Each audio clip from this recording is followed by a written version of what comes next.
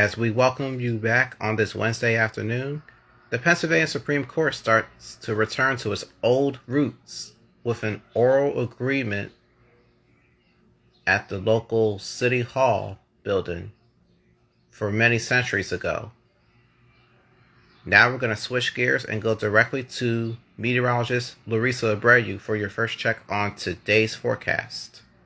Larissa, my sister, this weather is so perfect. Please take it away with what you got.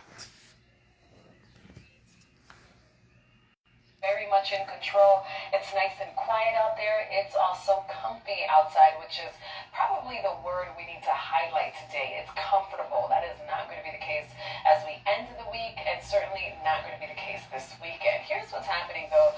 Just to our west, that's our next area of rain that's going to be moving into our region later on tonight. For now, we're nice and dry, and we are also bright. Temperatures along the Jersey Shore are in the 60s. We zoom out, and a lot of us are in the 60s, so it is cooler compared to where we were just yesterday. It's 67 here in Philly, 64 in Trenton, 64 also the current temperature out towards the Allentown area. Slightly cooler at elevation, 56 right now in Mount Pocono. The next 12 hours look like this. Not bad. As we approach the height of the afternoon, those temperatures will climb into the low 70s. By 9 o'clock, we should see those clouds fill into the region, and shortly after midnight is when the rain begins to fall. Now, coming up next, we're going to take you through 63 degrees does look like not a washout there. All right, thank you, Larissa.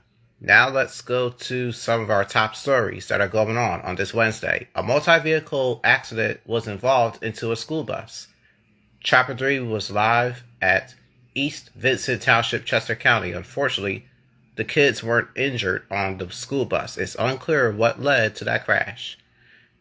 And New Jersey's governor announcing a proposed legislation that will establish a statewide police licensing program, which would give the states the power to revoke the licenses and officers who are in illegal or improper conduct with each other.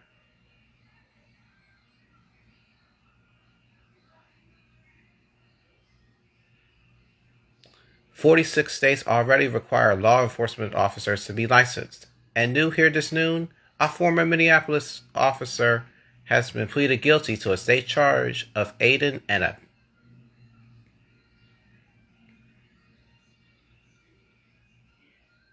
manslaughter in the death of George Floyd.